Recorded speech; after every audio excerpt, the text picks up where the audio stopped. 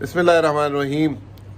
जादू की छड़ी वज़ीर ख़ज़ाना इसहाक़ डार साहब तकरीबन उनका जिसे कहते हैं कि बबल बस्ट हो चुका हुआ है, और वो जिस धूम धड़क्के से आए थे कि डॉलर जो है 200 रुपये से नीचे कर दूंगा, आज 10 दिन हो गए, डॉलर जो है रिवर्स हो चुका हुआ है।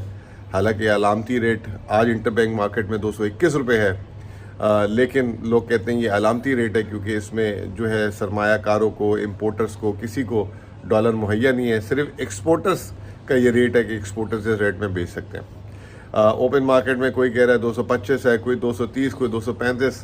आज तो मुझे किसी ने हैरान कर दिया कि 246 रुपये में उसने काम किया। बहरहाल इसकी क्या हकीकत है, इसको स्टेट बैंक और हुकूमत और एक्सचेंज कंपनीज क्लियर करें। इसहाक़ डार साहब अमेरिका में गए और फिर उसके बाद वापसी में लंदन में रुके, जाते हुए भी लंदन गए थे। तो ओवरऑल उन्होंने कहा कि मैंने 4 दिनों में 54 मीटिंग की, जो 18 मीटिंग्स दिन की होती हैं।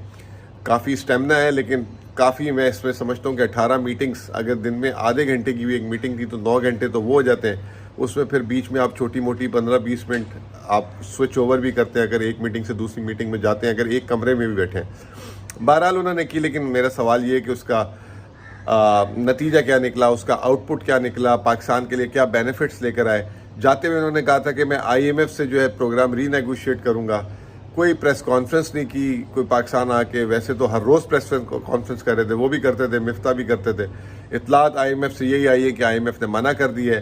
फ्लड के लिए रिलेटेड चीज़ों में गए थे तो उस पर भी कोई खातिरख्वाह नहीं मिली।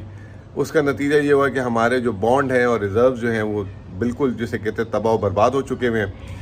आलमी मार्केट में जो है पहले डिफ़ॉल्ट की बातें हो रही थी, तो इसहाक़ डार साहब ने आधा डिफ़ॉल्ट तो वहीं पे ऐलान कर दिया था वाशिंगटन में, और उन्होंने कहा था कि पाकिस्तान अपना पेरिस क्लब से तो नहीं डेट रिशेड्यूलिंग मांगेगा, लेकिन जो है बायलैटरल डेट पे जो है मांगेगा, जो 27 अरब डॉलर है। अब ब्लूमबर्ग की एक स्टोरी आई है जिसमें इन्होंने कहा है कि वो पहले कह रहे थे कि अमेरिका से कि मैं बॉन्ड वालों को पेमेंट करूंगा, अब वो कह रहे हैं हम ऑप्शंस कंसीडर कर रहे हैं कि शायद कोई नया कागज़ जारी कर सके।